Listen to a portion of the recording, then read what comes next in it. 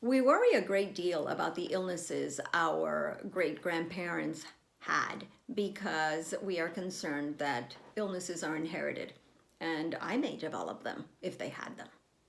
We think that way because that's what we've seen.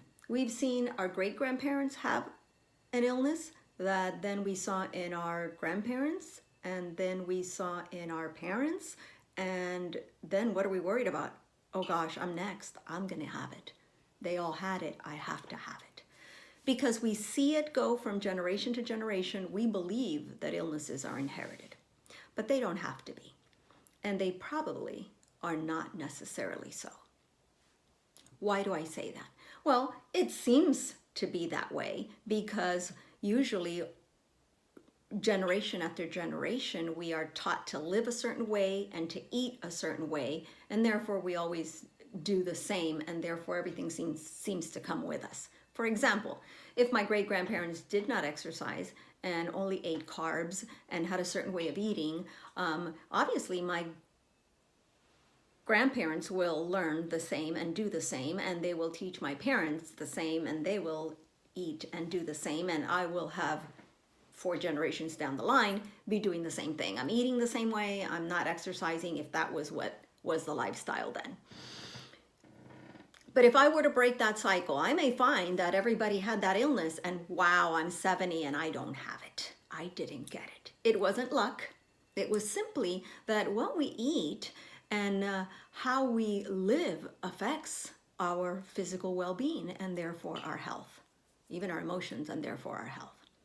So today we worry a great deal about what has happened in our past genetically because we're concerned.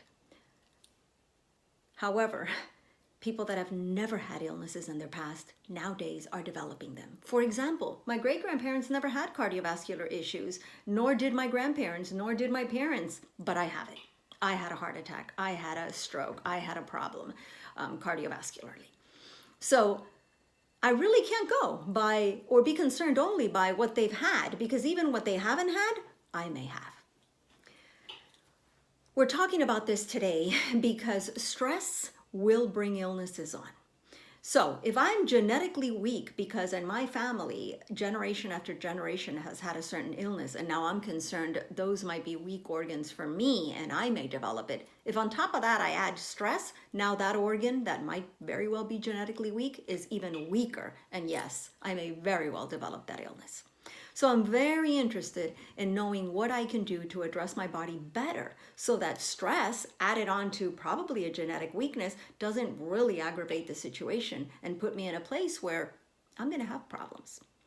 So let's talk about how we can address the way our body responds to stress. For some people, when they're stressed, they have pain in their stomach and they have digestive issues, and they may not associate one with the other. They may just wake up one day and have stomach issues. Everything I eat sits wrong, I have pain all the time, they go to the doctor, they get medicine.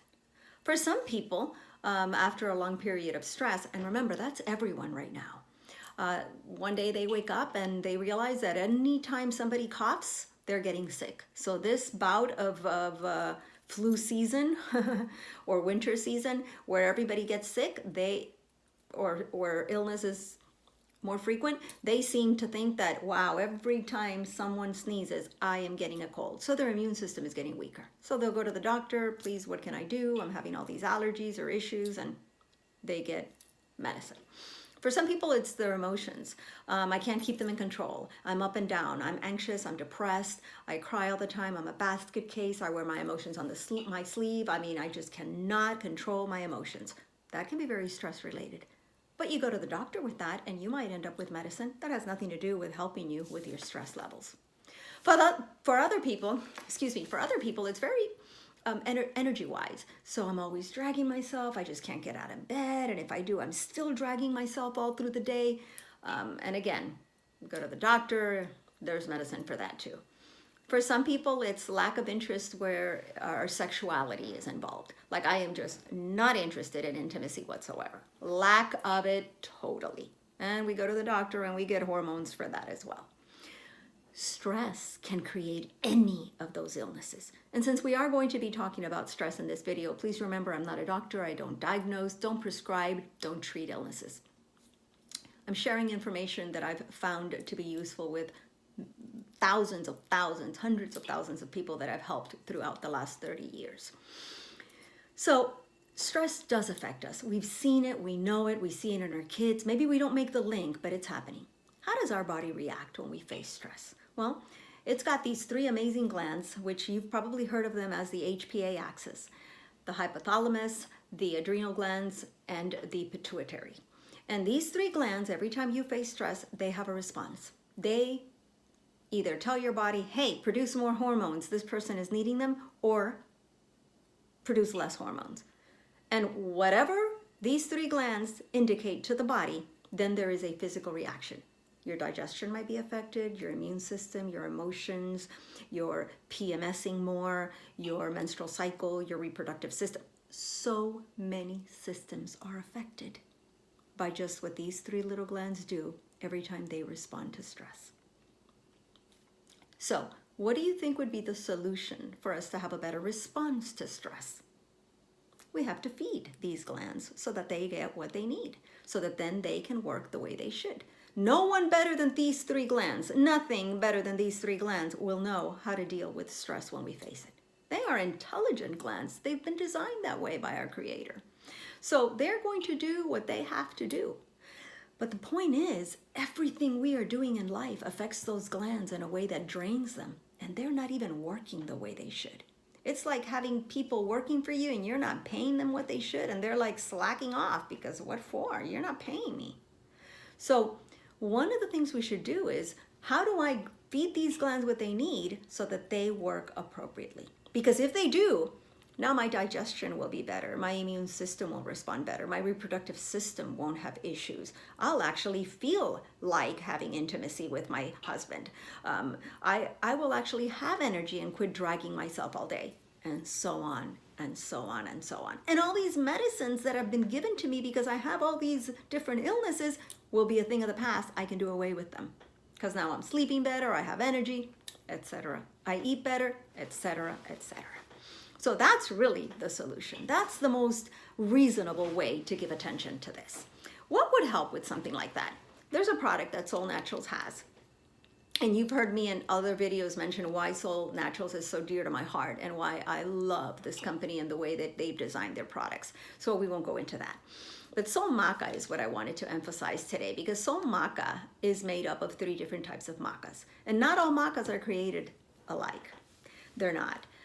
In the market, you'll find a lot of yellow maca, and so people gravitate towards that one a lot. But that one only concentrates more than anything on the reproductive system of women, and so it's not bad for you if you're a guy, but it may not be working on your reproductive system as much as you'd like.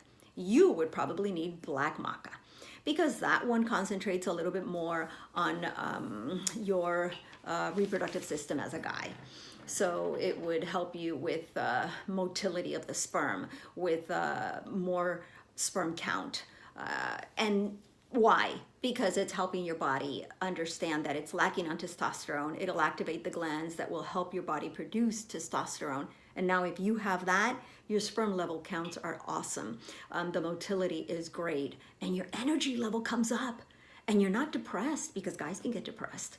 But because now your testosterone levels are fine, you're finding that, hey, you know what? I'm doing great. I'm not depressed. I'm not lacking energy. I'm actually wanting to get out there and do what I have to do.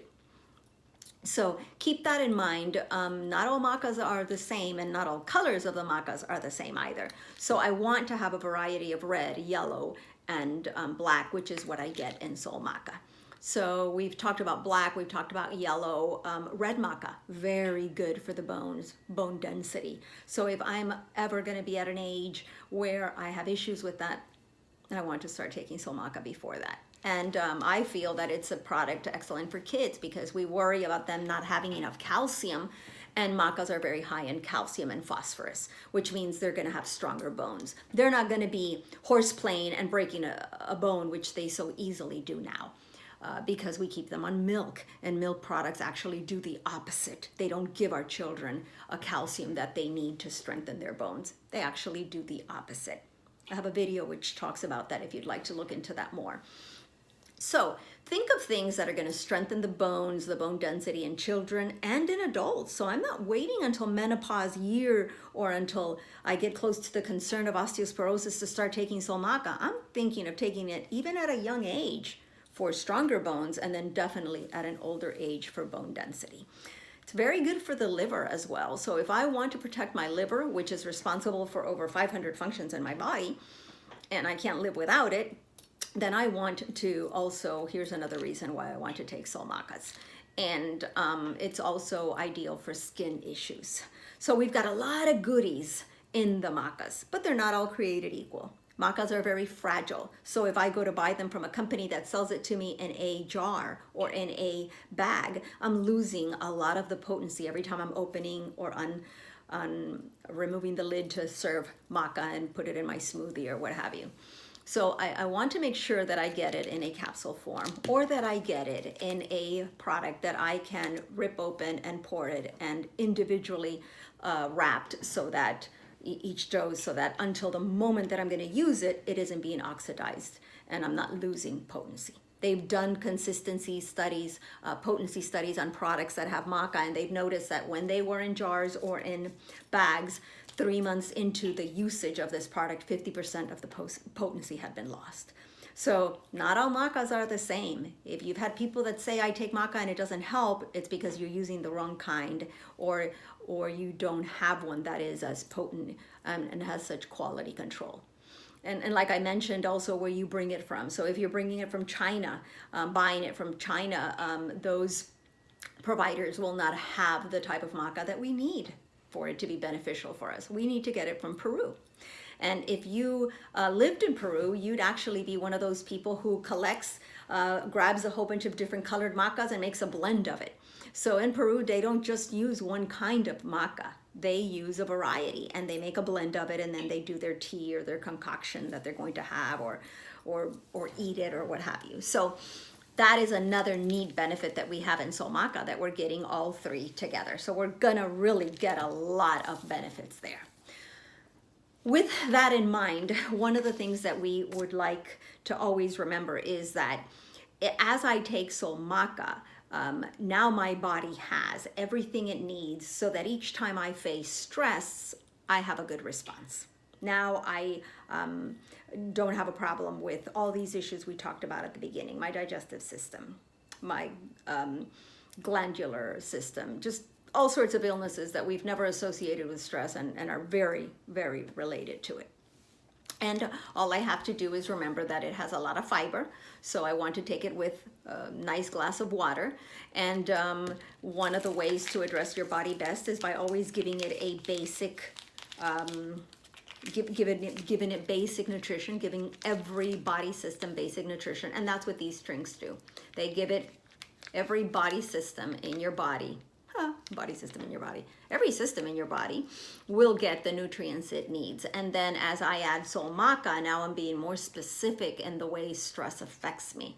And I don't have to understand the HPA axis. A lot of people don't. Even a lot of people that study it don't. All I have to understand is that those organs, those glands respond to stress and make me sick.